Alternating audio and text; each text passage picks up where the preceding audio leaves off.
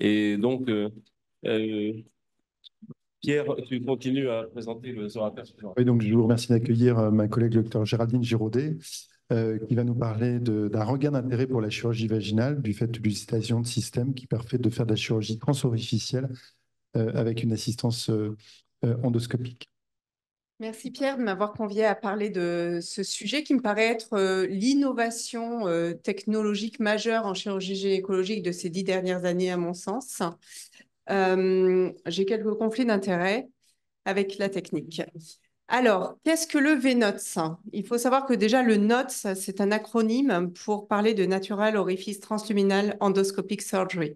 C'est donc de la célioscopie qu'on va réaliser par un orifice naturel, donc plus de passage transpariétal, mais on se sert d'un orifice naturel qui peut être le vagin, qui peut être d'autres organes pour rentrer notre trocar et pouvoir insuffler et de faire de la célioscopie classique.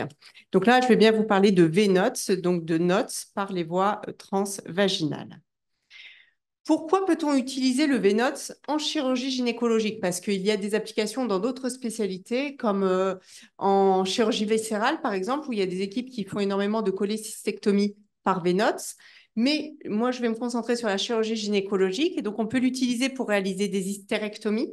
On l'utilise en pratique courante vraiment pour l'hystérectomie et des chirurgies annexielles telles que les annexectomies, par exemple les annexectomies prophylactiques, les stérilisations tubaires, la contraception définitive. Et on sait qu'on a une augmentation du nombre de contraceptions définitives en France depuis quelques années. On peut l'utiliser pour faire des épreuves au bleu tubaire pour vérifier la fertilité des patientes. Et puis, il y a plein d'autres applications, mais qui ne sont pas utilisées en pratique courante actuellement, que sont la chirurgie du prolapsus, des myomectomies et la chirurgie oncologique, où actuellement, on recommande de ne pas utiliser de VNOTS par absence de preuves suffisantes dans la littérature de possibilité de le faire.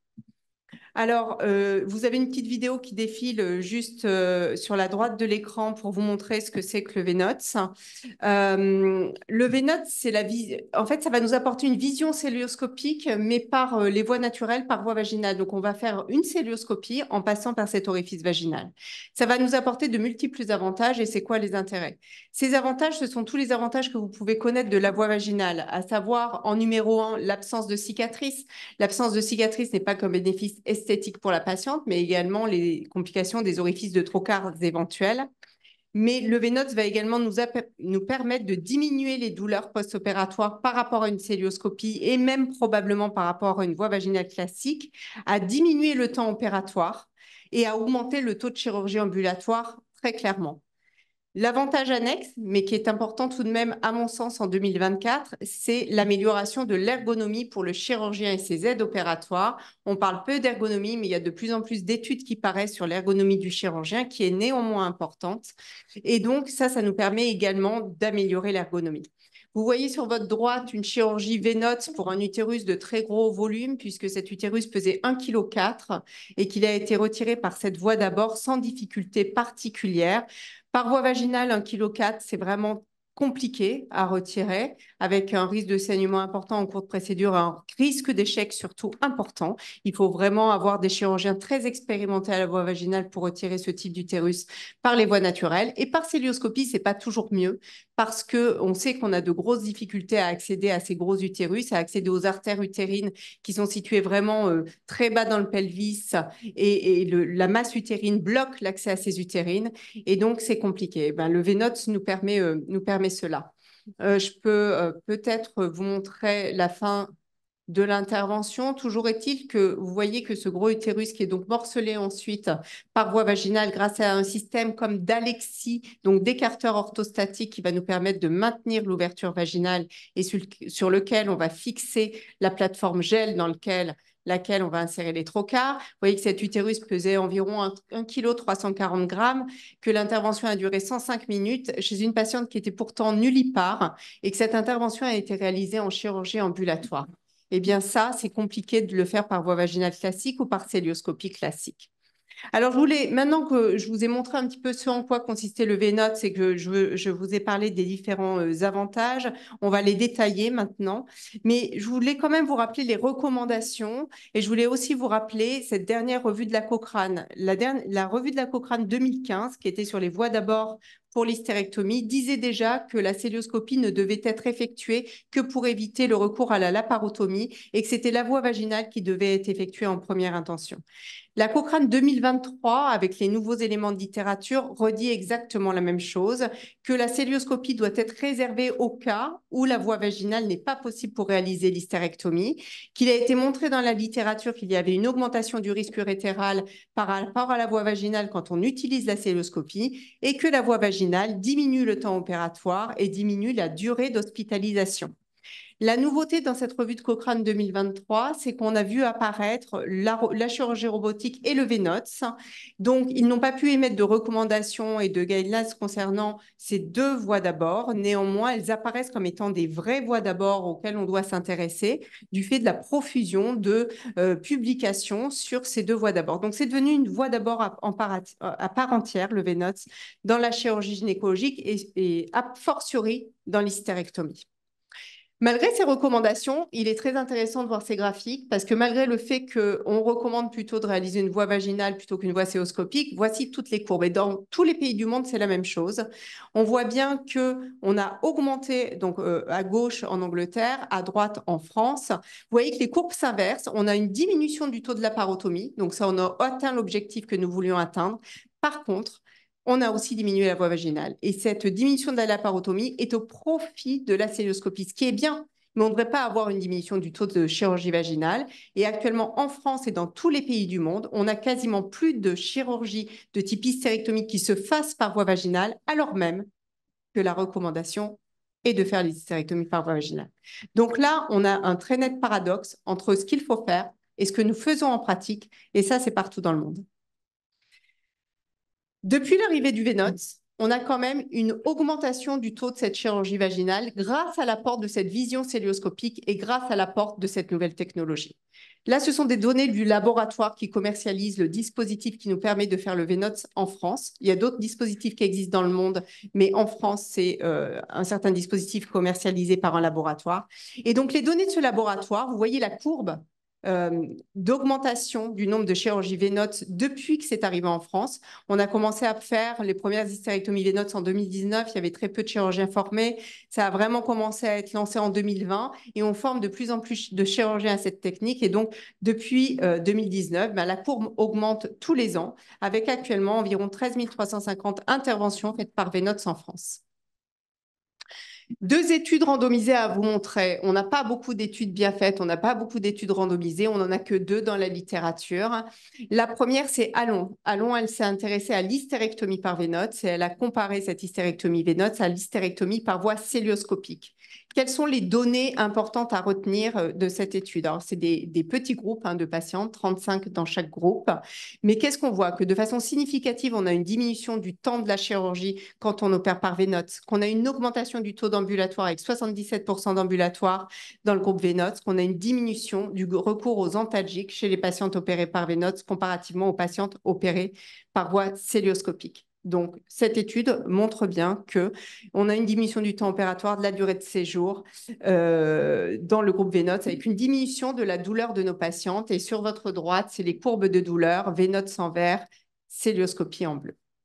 Deuxième étude randomisée sur le VNOTS, là c'est pour les annexectomies. Et je vous ai mis en même temps un petit film d'annexectomie VNOTS réalisé pour un kyste de 10 cm chez une patiente de 56 ans. Alors, kyste qui n'avait aucun critère suspect de malignité, mais pour lequel il y avait tout de même une indication, une annexectomie d'une cloison à l'intérieur du kyste. Donc là, on passe par le cul-de-sac de Douglas. On fait une seule incision dans le cul-de-sac vaginal postérieur pour pouvoir passer notre dispositif. On voit l'utérus qui bombe en avant qu'on soulève avec la pince et on voit la masse kystique juste en arrière avec les trompes et l'ovaire gauche ici sur votre écran. Eh bien, cette étude qui s'appelle Notable, donc sur l'annexectomie, sur les gestes annexiels VNOTS comparativement aux gestes annexiels par voie célioscopique, retrouve que les deux voies d'apport sont équivalentes sur le taux de réussite de l'intervention par la voie d'abord choisi avant l'intervention, puisque c'était ça le critère de jugement principal dans les deux études Allon et Notable. Par contre, il est retrouvé à nouveau que le VNOTS permet de diminuer le temps opératoire et de diminuer les douleurs des patientes le soir et même à distance de l'intervention. Donc, à nouveau, un bénéfice montré en termes de durée opératoire et de douleur post-opératoire. Moi, je voulais vous montrer également l'intérêt et le bénéfice qui est vraiment majeur pour les gros utérus. On avait comparé au CHU de Lille. C'était une étude qui vaut ce qu'elle vaut, elle est monocentrique, rétrospective. Néanmoins, on avait comparé les 54 dernières hystérectomies que nous avions fait pour utérus de plus de 280 grammes. Pourquoi 280 grammes? C'est que c'est le poids utérin qui est utilisé dans la littérature pour dire qu'on a affaire à un gros utérus. Et on avait comparé ça aux 52 premières hystérectomies dans notre courbe d'apprentissage qu'on avait faites toujours pour des utérus de plus de 280 grammes. Les patientes étaient tout à fait similaires en termes de caractéristiques. Je vous ai quand même surligné le taux de nulliparité parce que le VNOTS permet justement d'opérer des patients de gros utérus, même si les patientes n'ont jamais accouché par voie basse. Et qu'est-ce qu'on voit? Eh bien, une diminution très nette de la durée opératoire également dans le groupe VNOTS. Et là, c'est très significatif et très important, cette diminution de durée opératoire. Et là, je vous ai mis les utérus de plus de 500 grammes pour que vous ayez vraiment un reflet du gros utérus. Donc, c'est également très intéressant et ça nous permet de faire passer par voie vaginale des utérus de très gros volume, quand bien même la patiente a un antécédent de césarienne, quand bien même la patiente est nullipare. Il n'y a pas de restriction, il n'y a pas de critères de sélection à effectuer pour opérer ces patientes par voie vaginale VNOTS. Concernant le taux d'ambulatoire, parce que ça, c'est également un bénéfice. C'est bien sûr un bénéfice en termes de coût de santé, puisqu'on nous demande de faire de plus en plus ambulatoire, mais c'est également un bénéfice patiente, parce que la patiente qui sort chez elle le soir même, c'est qu'elle est moins algique, c'est qu'elle passera la nuit chez elle et passe dans un lit d'hôpital. Et donc, on a ressorti au CHU de Lille les 204 premières hystérectomies VNOTS effectuées et qu'on a comparé à 169 patientes opérées d'une hystérectomie vaginale. Toutes ces patientes étaient en intention d'ambulatoire. Et donc, quels sont le taux d'ambulatoire concernant ces deux voies d'abord? Vous voyez que déjà, on avait beaucoup plus d'utérus de gros poids dans la voie d'abord VNOTS, puisqu'il n'y a aucun critère de sélection des patientes. On ne se dit pas l'utérus est très gros, on ne la met pas en ambulatoire et on n'opère pas par voie vaginale. Non, donc beaucoup plus de gros poids utérins dans le groupe VNOTS comparativement au groupe voie vaginale. Malgré tout, un taux d'ambulatoire plus élevé, même si ce n'est pas significatif. Même si on opère beaucoup plus de patientes par VNOTS que par voie vaginale et beaucoup plus de gros utérus, malgré tout, on arrive quand même à des taux d'ambulatoire de 83,3% pour l'hystérectomie. Donc, c'est vraiment des taux d'ambulatoire extrêmement importants. Et dans notre série personnelle avec Pierre, depuis que nous avons quitté le CHU, qu'est-ce qu'on retrouve? On retrouve qu'on a 85,7% d'ambulatoire pour ces patientes, encore une fois sans aucune sélection des patientes et sans aucune sélection du poids utérin. Et quand on arrive à faire la chirurgie par voie vaginale sans conversion et autres, si on prend toutes les patientes qui ont effectivement été opérées par VNOTS, et il n'y a eu que 3 conversions dans cette série en célioscopie, et vous voyez qu'on arrive à un taux d'ambulatoire de 88,9%, ce qui me semble être extrêmement intéressant pour une intervention telle qu'une hystérectomie, qui est actuellement en France réalisée très peu en chirurgie ambulatoire. Et là, on arrive à presque 89% d'ambulatoire, ce qui est vraiment intéressant. Donc, en conclusion, le fait que la célioscopie augmente en permanence et que la voie vaginale diminue, c'est vraiment contraire à toutes les recommandations professionnelles partout dans le monde. Et pour autant, c'est ce qu'on observe. Hein. Donc, c'est vraiment contraire à ce qu'on devrait faire. Le bénéfice réel du VNOTS, c'est de pouvoir repousser les limites de la voie vaginale classique, clairement en la simplifiant, sachant que de plus en plus de jeunes qui n'étaient plus formés à la voie vaginale classique se forment au VNOTS, parce que forcément, on apporte la vue là où on ne voyait pas, et je pense que les jeunes chirurgiens ne veulent plus opérer à l'aveugle, ils veulent voir ce qu'ils font, ce qui est tout à fait légitime, je pense, en 2024.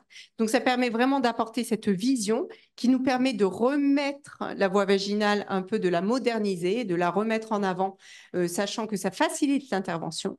On a des bénéfices en termes de confort patiente, hein, puisqu'on va diminuer le nombre de cicatrices, puisqu'il n'y a aucune cicatrice visible lorsqu'on opère par voie vaginale.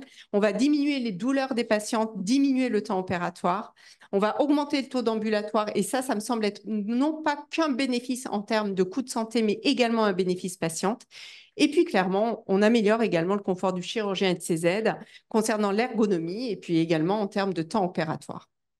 Voilà, je vous remercie de votre attention. Merci Géraldine. Je suis tout à fait d'accord sur les gros utérus, mais on sait très bien que le poids moyen des utérus retirés, il n'est pas au-dessus de 500 grammes. Donc ma question, c'est, ne crois-tu pas que la popularisation que l'on observe du VNOTS va faire qu'on va rééquilibrer en fait le nombre de voies vaginales qui vont peut-être, enfin c'est une question, hein, qui vont peut-être réaugmenter parce que sur des utérus qui font 200-250 grammes, globalement, je ne suis pas complètement certain que la voie vaginale, le VNOTS soit toujours utile. C'est une question, hein. Il y a tout à fait la notion de visualisation de ce qu'on fait, mais pour des utérus moyens, globalement, par voie vaginale, on voit. Mais est-ce que ce compagnonnage qui va réamener vers la voie vaginale par le VNOTS ne va pas rééquilibrer en France ce qui va se faire entre chirurgie vaginale, VNOTS, célio, robot, puisque le robot est aussi une voie d'abord, bien sûr, pour l'hystérectomie? Alors, merci pour cette question. Moi, je suis assez persuadée que la voie vaginale classique va disparaître, puisque c'est les courbes, hein. On le voit bien que la voie vaginale diminue, et plus aucun jeune n'est formé à la voie vaginale classique. Donc, je pense qu'elle risque de disparaître et qu'on va voir apparaître ou du VNOTS ou de la célioscopie. J'espère bien que le VNOTS nous permette de réinverser les courbes et qu'on ait un peu moins de célioscopie pour que le VNOTS augmente. Je pense que ça peut venir des patientes aussi. Là, on a des associations de patientes qui se plaignent de bandelettes, de douleurs. Bientôt, les patientes vont se plaindre de leurs cicatrices quand on peut ne pas leur faire de cicatrices. Ça, j'en suis intimement convaincue. Elles ne savent pas encore. Et j'ai régulièrement des patientes qui me disent pourquoi ma sœur à Bordeaux, elle a été opérée d'une célioscopie alors qu'on pouvait ne pas lui faire de cicatrice. Régulièrement. J'ai des patientes qui sortent de chirurgie avec zéro douleur sur des gestes annexiels qui me disent vous êtes sûr que vous m'avez opérée. Et quand les patientes vont être informées qu'on continue à leur faire des cicatrices et de la célioscopie alors qu'on pourrait ne pas en faire, je pense que c'est de là que va venir la pression sur les chirurgiens pour repasser à la voie vaginale. Sur la question, est-ce utile pour les petits utérus? Je ne sais pas. Je pense que si on arrive aussi à ces taux d'ambulatoire extrêmement élevés, c'est qu'on est très rassuré par les hémostases à la fin de cette chirurgie VNOTS et qu'on a retiré les trompes et qu'on a vérifié toutes nos hémostases et qu'on a beaucoup moins de stress et on est très sécure pour laisser sortir les patientes le soir même d'intervention. Donc oui, je crois que ça a eu quand même une utilité de l'utiliser, même sur des petits utérus pour être très sécure et pouvoir faire sortir nos patients parce que vous avez une énorme expérience de la chirurgie vaginale, vous êtes un très bon chirurgien, mais ce n'est pas le cas de tout le monde. Le robot simplifie la chirurgie pour donner accès à un maximum de chirurgiens à des chirurgies complexes. Je crois que le VNOTS simplifie également la voie vaginale pour donner accès à un maximum de chirurgiens à la voie vaginale. Et donc, je pense qu'on ne peut pas se permettre de ne pas développer cette technologie parce que ce qu'on veut, c'est avancer dans le soin de la femme et faire monter la voie vaginale. Et on a besoin de ça. François? Oui, je suis assez d'accord avec tes arguments. Simplement, il faut faire attention à une chose, c'est que, et là encore, les chirurgiens sont responsables, parce qu'il y en a un certain nombre qui disent « je vais vous faire du VNOTS, donc il n'y aura pas de douleur ». Ce que tu as dit est utilisé avant, et à force de le dire aux gens, elles le disent à leurs copines, qu'elles leur disent à leurs copines. Deuxièmement, les jeunes chirurgiens ont tendance à vouloir avoir des techniques qui sont les techniques qu'ils maîtrisent bien, et c'est logique d'ailleurs, et qui font souvent, quitte à les faire pour des pathologies différentes, mais c'est les mêmes voies d'abord, c'est les mêmes gestes. Donc, il y en a certains en urologie, ils font plus que de l'urétéroscopie pour la lithiase, et toute la lithiase, où qu'elle soit, et d'ailleurs ils ont fait faire des progrès, parce qu'ils retirent des lithiases qu'on n'imaginait pas pouvoir retirer avant. Donc c'est une tendance générale, ça c'est l'effet vidéo des jeunes que les vieux n'avaient pas. C'est évident. Et c'est pour ça que je suis assez d'accord. Par contre, c'est un petit inconvénient, c'est que c'est un inconvénient qui peut être corrigé parce que l'Académie de chirurgie a lancé dans le cadre de l'Observatoire. C'est qu'on peut aboutir à des choses qu'on maîtrise qu'avec retard. Donc, toutes ces nouvelles techniques, le VNOTS actuellement, la HAS l'a reconnu ou pas? C'est finalement... Non, la réponse est non. Non, mais c'est pas réellement une nouvelle... Ben oui, non mais attends. Je m'excuse. Je m'excuse. Avec Hervé, on est tous les deux au Conseil des nomenclatures. Et le VNOTS, alors en passant en chirurgie, il y a 3 voies d'abord. Incision transpariétale, transorificielle. Le VNOTS, c'est une transorificielle qu'on peut faire en chirurgie ou en célio, d'ailleurs. Et donc, les Américains, moi, je les aime bien, mais enfin, on peut... La célio, c'est les Français qui les ont inventés. Donc, plutôt que d'utiliser VNOTS, on dirait célio transorificielle, ça veut dire la même chose. Mais je pense Actuellement, la HAS, c'est entre 2 et 10 ans pour avoir inscrire une nouvelle technique. Actuellement, le VNOTS, il est coté comme chirurgie par voie par voie basse, etc. C'est en cours. Hein? C'est en cours. Oui, oui, mais c'est en cours, on va forcément le voir. Non, mais actuellement, c'est coté par assimilation. C'est-à-dire qu'actuellement, les 13 300 VNOTS qui ont été faits sont cotés avec des codes dont on ne sait pas ce que c'est. Et comme les labos donnent parfois des chiffres un peu... C'est par rapport à la vente de leur dispositif. Oui, oui, absolument. Oui, mais c'est un peu bidon. Donc, je pense que ce qu'il faut faire, c'est, à partir d'études comme celles que tu as montrées sur 35 cas, qui ont un intérêt relatif, mais qui ont un intérêt, il faut qu'on puisse obtenir de l'HAS, que l'HAS dise, OK, cette technique-là, appelons-la le VNOTS, tu as commencé, elle est intéressante. On ne va pas demander des études avec 300 malades randomisés, vous ne les aurez jamais. On donne l'autorisation que ça démarre, ça s'appelle, c'est notre rôle au HN de définir comment on l'appelle, et les gens le font, c'est remboursé, c'est à la CSAM en transitoire, le registre est obligatoire. Le registre obligatoire, c'est ce qui va permettre aux chirurgiens de ta génération de contrôler les tutelles. Si les chirurgiens de votre génération n'acceptent pas le registre opératoire, ne le prennent pas pour les faire eux-mêmes et ne le font pas eux-mêmes, ils ne contrôleront jamais rien. Bon. Et ça, je pense que ça permettra de démarrer le VNOTS à l'ensemble. Et ce qu'il faudra, c'est avec le Health Data Hub, on vérifie l'évaluation sur tous les chirurgiens. Tu l'as dit toi-même, les chirurgiens, il y en a des bons, il y en a des moins bons, etc. Et le problème de la chirurgie, c'est que ce n'est pas comme un médicament, on le donne, le malade le prend. Bon, là, le rôle du chirurgien est important.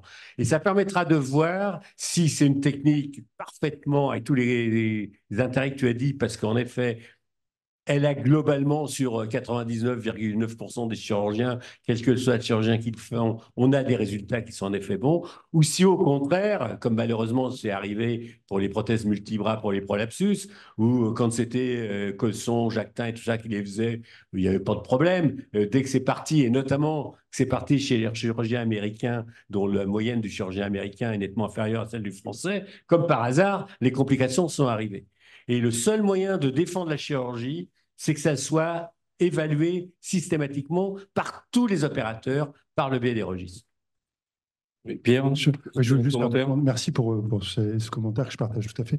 Mais en plus, je dirais qu'indépendamment de cette innovation qui doit être effectivement confirmée, je trouve qu'il y a une dimension qui est rajoutée par cet abord, c'est qu'on n'oppose plus les voies d'abord. Puisque, comme l'a dit Géraldine, il y a des contre-indications au VNOTS.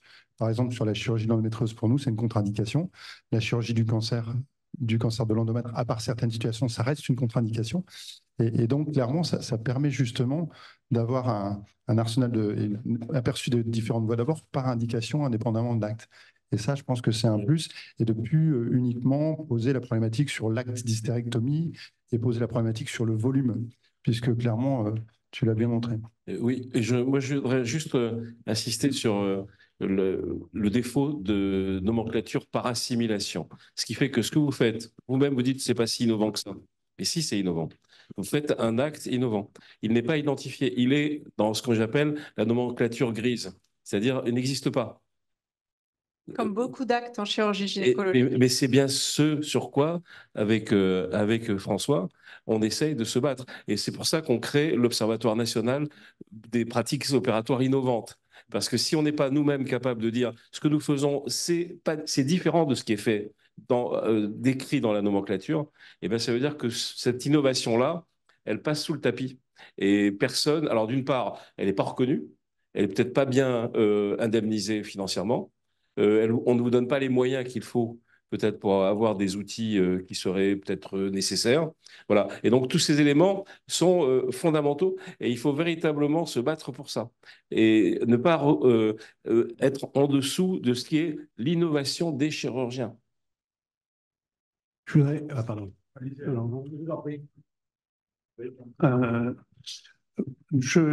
Pour juste une petite remarque à François, parce qu'il y a le PMSI, pourquoi tu veux tout le temps nous mettre en plus un registre? Mais ça, c'est un petit... Parce que le PMSI n'est pas du tout médicalisé pour l'instant. À terme, Il n'y aura pas besoin de registre. Pour l'étude sur la biopsie de la prostate, on va probablement réussir à voir tout parce que dans le PMSI, il y a ce qu'on cherche. Mais comme dans beaucoup de choses, et notamment pour ce genre de choses-là, dans le PMSI, il n'y a pas suffisamment de données, ça pose un problème. Et tu as raison, la finalité, c'est de ne plus avoir de registre et de tout faire à partir du Health Data Hub et du PMSI. On est d'accord. Et moi, j'ai été un chirurgien généraliste et faisant tout ou rien de bien. Et j'avais appris qu'il y avait 2 ennuis de la hystérectomie. J'ai été chez Dargent pour apprendre les voies basses, mais finalement, j'ai arrêté au bout d'un moment. Il y avait 2 ennuis, la plaie de l'urtère. Donc, vous n'en avez pas parlé, et donc j'aimerais bien savoir si votre vision vous permet d'éviter à tout prix l'urtère. Sur les images qu'on a vues, ça ne m'a pas semblé tout à fait évident, mais... Hein. Et 2, à distance, est-ce qu'il y avait plus de prolapsus par rapport à ce qu'on faisait dans le temps, c'est-à-dire quand on suspendait le moignon vaginal aux utérus sacrés, aux ligaments ronds et tout ça, dont on m'a enseigné que c'était vraiment un moyen de prévention du prolapsus à distance, parce que vous parlez de la durée de séjour et tout, c'est pas très important comparativement s'il y a plein de prolapsus 10 ans ou 20 ans après. Alors, j'ai plusieurs réponses à vous apporter. Concernant l'urtère, toutes les plaies urétérales sont décrites en célioscopie jusqu'à preuve du contraire, alors que tout le monde a très peur de l'urtère par voie vaginale. Mais en fait, dans la littérature, la plaie urétérale, c'est la plaie qui est réalisée quand on réalise une hystérectomie par voie célioscopique, raison pour laquelle ont été développés les manipulateurs utérins. Le V-Node, c'est une voie vaginale, donc pas de plaie urétérale décrite, même si on en aura un jour, évidemment. Donc, ce n'est pas un risque particulier. Et en plus de ça, on a l'Alexis, là, je n'ai pas pu vous le montrer, mais sur les vidéos, on le voit très bien. On a l'Alexis, donc l'écarteur, qui écarte l'urtère et qui refoule les urtères sur la paroi. Donc, on les voit très bien, les urtères, et on est globalement très à distance. On peut réaliser l'urétérolyse comme en célioscopie et vérifier. Donc, pas de surréus urétérale, a priori, sur cette chirurgie par voie vaginale. Concernant la prévention du prolapsus, oui, on a tous appris par voie vaginale que nous fixions les utéraux sacrés au vagin, au rond, etc. En vrai, il n'a jamais été montré de bénéfice de faire ça. En vrai, on ne sait pas si les utéraux sacrés ont un rôle à jouer dans le prolapsus. En vrai, parfois, on va faire des suspensions hautes aux utéraux sacrés, mais jamais on n'a montré de bénéfice à faire cela. On le fait par voie vaginale. Là, en début d'intervention, on refixe les utéraux sacrés au vagin. Toujours, c'est la première étape de cette chirurgie V-Node, ce qu'on ne fait jamais par voie célioscopique, mais personne ne se pose la question quand on le fait par voie célioscopique. Jamais un utérus sacré n'est fixé à quoi que ce soit lorsqu'on fait une hystérectomie par voie célioscopique. Mais ça, on n'en parle pas. Donc, je ne sais pas s'il y a un bénéfice à le faire ou pas, mais en tout cas, on le fait mieux par voie vaginale V-Node que par cellule, on ne le fait pas du tout. Oui, merci beaucoup Géraldine. Cyril Touboul-Attenon. Moi, j'ai une remarque et une question. La première, j'ai envoyé 2 jeunes chez vous pour se former au V-Node, donc on essaye de s'y mettre, mais c'est vrai que ta remarque, je ne sais plus qui a fait la remarque, était juste. On a tous été formés, tous les universitaires gynécologues maintenant, souvent ont été formés dans l'hyperspécialisation, soit de l'endométriose, soit de la chirurgie onco, où c'est du tout robot cellio. Et donc, on a perdu petit à petit cette culture de la voie vaginale. Moi, jusqu'à il n'y a pas longtemps, je faisais des voies vaginales que pour les trachéectomies élargies, la fameuse opération de Darlan. Donc ça, c'est une première remarque. Donc, on va essayer de remettre un petit peu cette culture parce qu'on était sur du tout cellio pendant des années et des années.